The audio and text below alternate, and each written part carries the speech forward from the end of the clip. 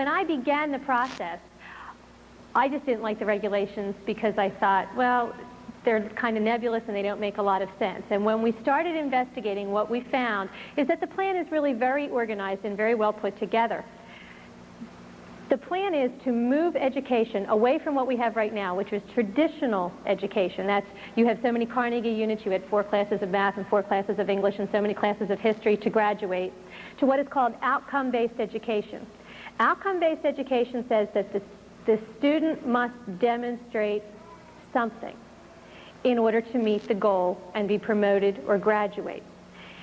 In the traditional system, said this is an A, this is a B, this is a C, this is a D, this is an E, and you fit wherever you fit. Now, you had so much time in order to do that, so you had 180 days, and then the achievement went up or down according to that. In outcome-based education, the theory is everybody gets an A or everybody gets a B, and however long it takes you to get there is okay.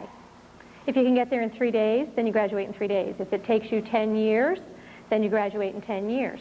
Everything rides on the goals and on meeting the goals. So instead of saying the schools will teach, the theory now is the student will demonstrate. And so it's a major shift in the way we look at education. In order to understand that, I want you to think of a telephone salesman. Have you ever gotten a telephone call from a telephone salesman? You pick up the phone and the salesman says, hi, he asks you 3 or 4 questions. I'm selling purple shoes tonight, so I want to know, are you a shoe owner? And you say yes or no. And I say, do you like the color purple? And you say yes or no. Do you buy your own shoes, or does your husband buy your shoes, or your wife buy your shoes, or your children buy your shoes, or does some other person buy your shoes for you? And you say yes or no. That's my pre-test. I have just established the baseline data. Now I know where you are, so I can begin teaching you about why you need purple shoes. That's the pre-test. Now that I've established that, I'm going to do my sales pitch, and I'm going to give you 10 reasons why you really, really need purple shoes, and you can't live without them and you want them. That's the curriculum. I have taught you something. I'm done now. Would you like to put that, Mrs. Smith, on your Visa or on your MasterCard? That's the post-test. I am assessing you to see if you have met my goal or not. My goal is that you're going to buy my shoes. You say, put it on my Visa. You have met the goal. I'm going to say thank you very much, and you may graduate from this conversation, and I'm going to hang up. You say, no, you have not met the goal. I am going to say, well, why not? What is your objection? And you're going to tell me, and I am going to remediate you. I'm going to put you through another sales pitch to make you want my purple shoes. That's remediation. You're going to walk that loop with me one more time, and at the end of the remediation, I'm going to say, should I put this on your Visa or your MasterCard? I'm testing you again. That's a reassessment. If you say, yes, you have met the goal, you may graduate from the conversation, and I'm going to hang up. If you say, no, I'm going to say, what is your objection? And I'm going to remediate you again and test you again. Now, if you would stay on the phone indefinitely, I would keep making you walk that remediation loop until you finally said, yes, you're going to buy my shoes, until you meet the goal. However, in a telephone sales call, you can say, excuse me, I've been remediated enough, I'm never meeting your goal, and you can hang up the phone. A child in a classroom cannot hang up the phone. They are going to be remediated again and again and again and again until they meet the goal. That's outcome-based education. Everything rests on the goals. That's the ladder that everything rests on. So when I started getting involved way back in the fall, I looked at the goals because that's what everything rests on. I thought I'd find geography, history, spelling, reading. I found adaptability to change, ethical judgment, self-esteem, family living, proper environmental attitudes, understanding and appreciating others. And I went and met with Mr. Fear, who's the executive director of the State Board of Education in Pennsylvania, and I said, where did you get these? And with every goal, there was a list of exit outcomes. That's the specific behaviors that the child has to demonstrate in order to prove that they met the goal. The child just can't say, I met the goal, I understand others, isn't that great?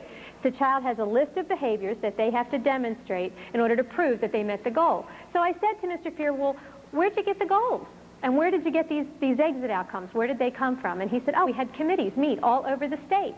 And we brought together teachers and parents and other groups, and we got together and had consensus forming, and we reevaluated them and redid them, and they came up with over 500 student learning outcomes. And I said, well, okay, what did they base it on? He said, oh, nothing. We developed these specifically for Pennsylvania. I said, well, you mean when they went in and sat down, the table was empty? Oh, no, no. I said, well, what was on the table? Connecticut's goals. Oh, okay. So I wrote to Connecticut and said to Connecticut, would you please send me your goals? And Connecticut did send me their goals. And I sat down, and Connecticut's goals and Pennsylvania's goals were the same goals. Word for word, the same goals. Since then, we've gotten the goals from 26 different states. And this just gives you a little overview of what some of those exit outcomes are and how close they were. All students understand and appreciate their worth as unique and capable individuals and exhibit self-esteem. That's Pennsylvania's. Connecticut. Each student should be able to appreciate his or her worth as a unique and capable individual and exhibit self-esteem. Does that sound familiar? You can take all the student learning outcomes and match them up. It doesn't matter what state you're in. It doesn't matter whose outcomes you're looking at. If you strip the names of the states, you can't tell whose are whose. Now, the other states, they passed their goals and their exit outcomes on the first go-around. Pennsylvania, because of the involvement of parents like you and me and other ones across the state, have been forced to rewrite their student learning outcomes 7 times now. Some of these are from the first set that was first published in September. They published another set on March the 11th. That set included student learning outcomes that said that our children would exhibit the proper attitudes to live in the American constitutional democracy. We don't have a constitutional democracy. We have a democratic republic. The State Board of Education got the form of government wrong. So I went on the radio in Harrisburg and said the State Board of Education doesn't know what their government is, much less what attitudes you need to live in it. So they rewrote those learning outcomes on March the 12th. That set lasted 24 hours. They're in their 7th rewrite now of student learning outcomes, and really they haven't changed a bit. They've combined some, they've rearranged some, they've reorganized some, but the exit outcomes are still the same. Now, when you move to outcome-based education, there's a couple questions that you always have to ask. Because every child must demonstrate the goal, that means that, first of all, someone has to set a standard for what is mastery of this goal. How good is good enough? How much self-esteem is enough self-esteem? How much adaptability to change is too much adaptability to change? So first we have to set a standard. Second, I have to test you in some way. I have to do an assessment to find out if you met my standard. Third, I have to remediate you. If you don't meet the standard, I have to bring in a curriculum or an activity or a program that will in some way change your behavior to make you meet my standard. Now, when you look at Pennsylvania's goals, we asked, what standards do you set? How do you test? How do you remediate? The state's response was, well, we're not real sure about that. So we went looking to see, well, what are you doing right now? Well, right now, Pennsylvania gives a test, and has since the 1960s. It was called the Educational Quality Assessment, or the EQA. It was given all the way up until 1989 when it was finally pulled. Each district took the EQA. It was given in grades 5, 8, and 11. Districts were required to write their long-range plan from the results of the EQA test, the Educational Quality Assessment test. In that plan, each district had to say how they were going to change their curriculum in order to make the children do better on that assessment the next time. Now, if you think about it, that makes sense. You know, if you give the same test in every district, and I give it in your district and your district and your district, and you were first and you were second, but I'm sorry, you were last, what are you going to do? You're going to change your curriculum so you're not last anymore, because that's embarrassing. So the EQA was the basis for curriculum planning for all the districts in the state. And it was a mandatory test. The districts had to take it because they had to base their long-range plan on it in order to get their state money. What did the EQA test? The EQA tested first the 10, then the 12 quality goals of education. When we looked at the EQA, parents thought it was testing reading, writing, self-esteem, citizenship. It tested locus of control, whether you are an internally motivated person or an externally motivated person, whether you stand up against a crowd or whether you go with the flow. And they scored it. There was a right answer to the attitude questions. The right answer was go with the flow. In citizenship, the EQA said it did not test anything in the factual domain. It didn't matter if you knew what the United Nations was. It didn't matter if you knew who the president was or what a president was. Citizenship tested thresholds of behavior. How do I vary reward and punishment to make you do what I want you to do? Sample question. There was an organization called the Midnight Marauders. They went out at midnight and spray painted all over everybody's walls. I would join the group if A, my best friend were a member of the group. Child could say yes, no, or maybe. The correct answer was yes. I would join the group if all the popular kids were members of the group. Yes, no, or maybe. The correct answer was yes. I would join the group if my parents would ground me if they found out. The correct answer was no. You are supposed to avoid punishment, but you are supposed to honor commitments to friends and go with the group. The goal was collectivism. The EQA tested for adaptability to change. What parents were told was, well, you know, our world is constantly changing, and we want people who are going to be able to go with that and survive that. We don't want rigid people who can't cope. Sounds very reasonable. The EQA tested and scored for rapid emotional adjustment to change without protest. That was the state-desired response. The EQA just didn't test the attitudes of children, it scored the attitudes of children. It was a criterion reference test. That means there's a right answer and a wrong answer, and I say what it is. The bottom criteria for the EQA was that students would exhibit what the state called a minimum positive attitude. The 11th grade EQA was written on a reading level between 5th and 8th grade. The EQA, out of over 400 questions, 30 of them were academic, and 385 of them were attitudes. When the district took the EQA, they got back a list from the state of where they fit with other districts in the goal. They had to write their long-range plan in order to change their curriculum to have their children achieve the minimum positive attitude. Well, how did they do that? What did they change? The state said, we'll help you. And they brought in technical assistance, either in person or in what were called resources for improvement packets that the state made available to the districts. Those packets included lists of what were called validated programs.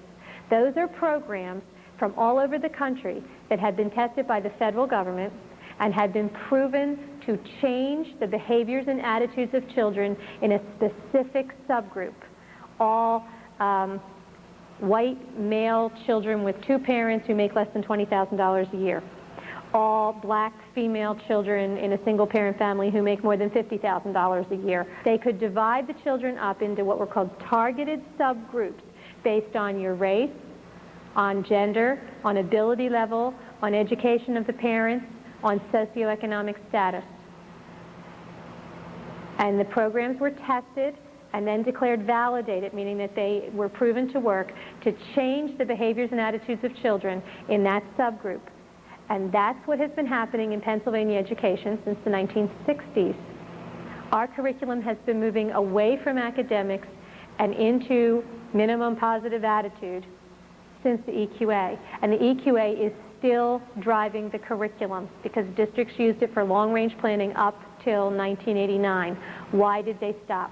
They stopped because a mother down in Washington County named Anita Hogue had a son who took the EQA. He came home and said, Mom, this test was really weird. She said, you must be wrong. I'm going to go down to the school and look. And she went down to the school and she said, I want to see the test. And they said, no. And she said, see, I'm the mommy. I'm allowed to see the test. And they said, no, you're not. It's a secure test. Nobody's allowed to see it. Big fine if you see it. Mrs. Hogue is the type of person that when you say no, she flunked locus of control. You know, made her want to do it more. So she wound up writing to the state and finally got a copy of the test and the scoring, which is how we got it. she filed a complaint with the Federal Department of Education alleging that the EQA was a violation of the Federal Hatch Act, federal law, that it was violating her rights to privacy, and it was against the psychological testing portion of that law, and the federal government agreed with her and said the EQA was a psychological test, it was in violation of law, and Pennsylvania had to enter into a consent agreement with the federal government, which resulted in policy being issued by our department saying they wouldn't do it anymore. So what did Pennsylvania do with the consent agreement? Well, in 1988, when Mrs. Hoke's complaint began to surface, then Commissioner of Education Donna Wall issued a memo saying, we're going to withdraw the EQA until we incorporate it into the new Pennsylvania assessment system.